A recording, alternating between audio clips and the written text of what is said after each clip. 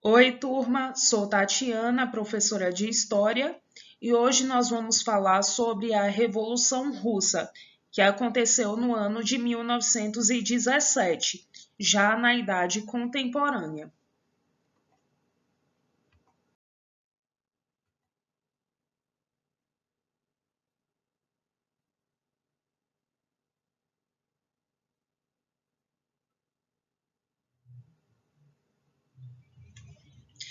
Então, turma, a Revolução Russa marca o fim do Império dos Czares. Foi uma das primeiras tentativas bem-sucedidas de instaurar um regime comunista na Rússia. Essa revolução possui duas etapas: a democrática, que aconteceu em fevereiro de 1917, e a socialista, onde conseguiram implantar a chamada ditadura do proletariado em outubro do ano de 1917. Quais foram os antecedentes? O que aconteceu para que os russos quisessem implantar essa Revolução Russa? Então, o absolutismo do czar Nicolau II incomodava muito os russos, o atraso tecnológico que a Rússia estava vivenciando, a ausência de liberdades e a extrema pobreza da população. Lembrando, turma, que a Rússia estava recém saída de uma guerra. A Rússia participou da Primeira Guerra Mundial. Então, essa guerra gerou muitos gastos e, consequentemente, a extrema pobreza da população.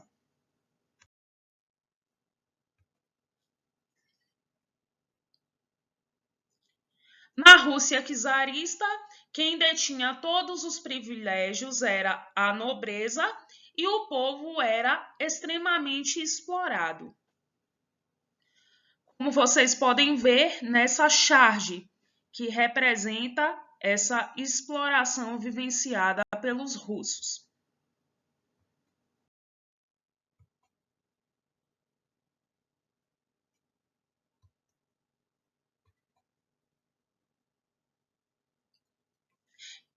Turma, 80% da população russa vivia no campo e era explorada pela nobreza rural.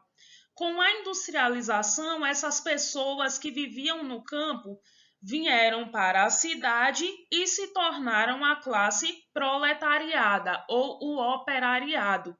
Eram aquelas pessoas que trabalhavam nas fábricas, possuíam longas jornadas de trabalho, os salários eram miseráveis, como nós já estudamos no contexto da Revolução Industrial.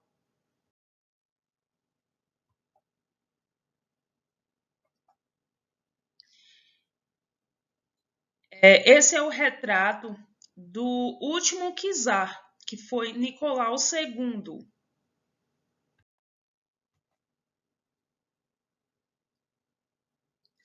Essa era a família dele.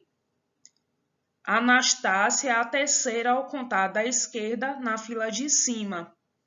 Essa história de Anastácia é bem conhecida, vários filmes nos cinemas, desenhos que contam a história dessa família.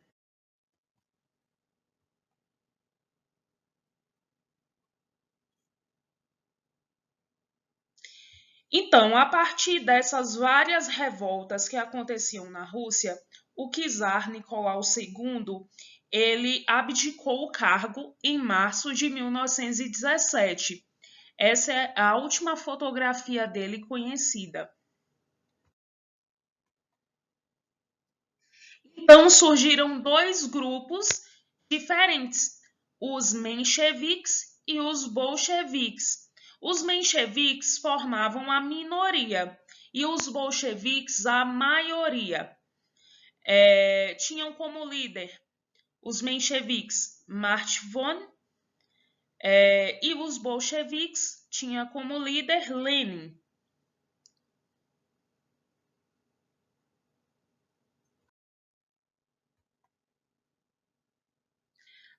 Aqui segue mais alguns itens desses dois partidos.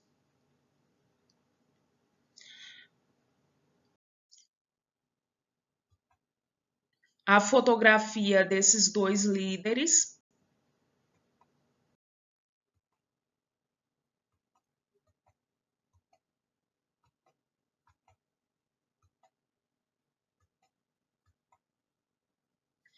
Então, turma, como foi a primeira fase dessa revolução?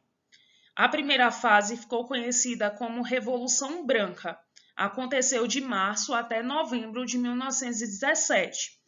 Eles conseguiram derrubar o czar, conseguiram instaurar um governo provisório de caráter liberal burguês, conseguiram reduzir as jornadas de trabalho para 8 horas por dia, conseguiram separar a igreja do Estado, que até então a igreja poderia julgar e condenar as pessoas, é, observando o tipo de heresia que elas haviam cometido, e o surgimento dos sovietes, que era o Conselho de Operários, Camponeses e Soldados. Eles conseguiram manter a Rússia na Primeira Guerra Mundial.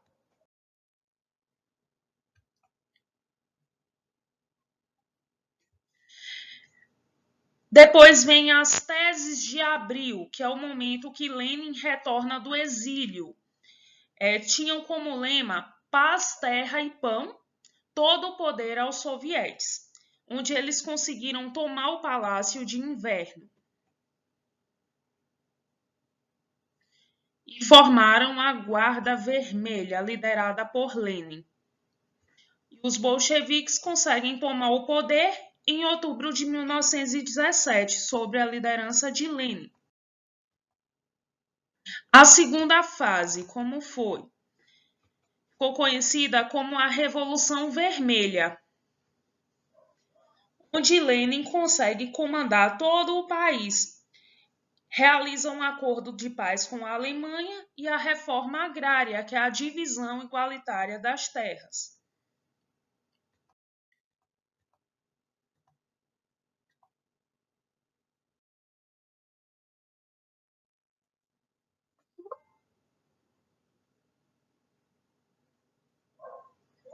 Aqui, como vocês podem observar, é uma propaganda dos bolcheviques, onde mostra Lenin expulsando representantes do clero e representantes das monarquias absolutistas.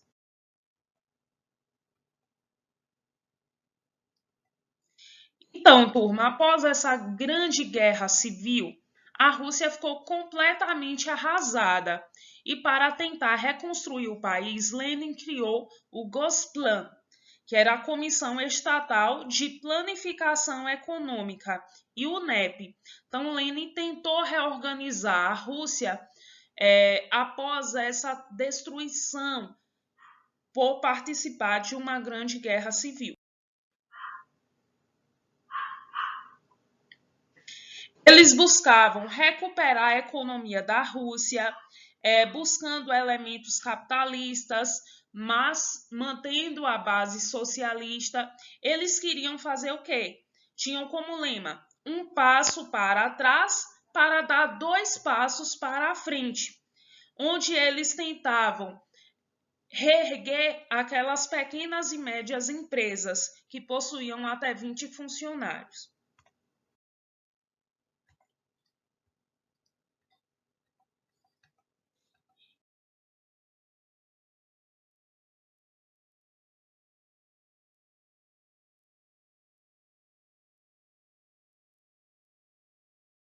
Então, apesar deles terem fundamentos socialistas, eles buscavam investimentos capitalistas e buscavam instaurar na Rússia ideias capitalistas para tentar reerguer a Rússia economicamente.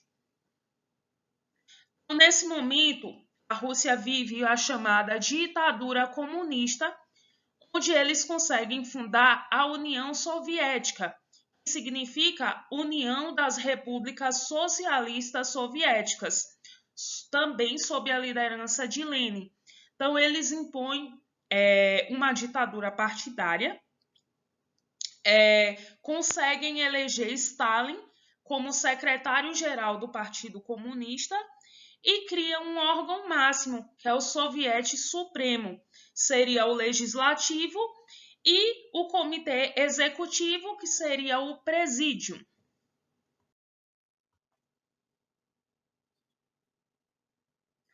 Então, turma, o Partido Comunista controlava efetivamente o poder da União Soviética, que é a URSS.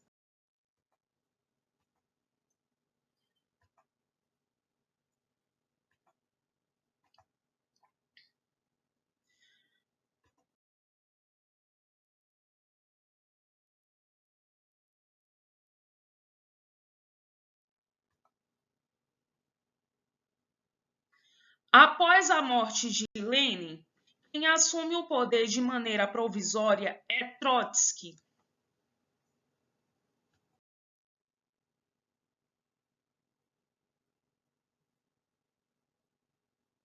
Porém, Trotsky é assassinado a mando de Stalin no México. É nesse momento que inicia o stalinismo.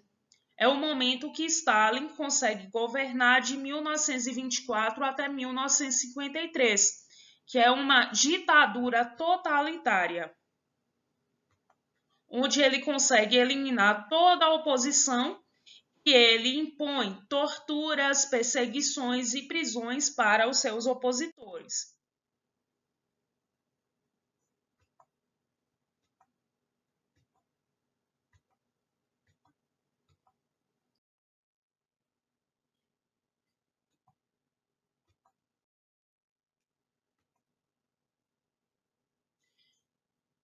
Então, turma, Stalin começou a instaurar a censura, tinha o controle na arte, nas escolas, nos meios de comunicação, só podiam ser veiculados mensagens boas sobre o seu governo, certo? Então as pessoas só ficavam sabendo do lado bom, porque ele instaurou essa censura, onde ele só permitia ser veiculado coisas boas sobre o seu governo.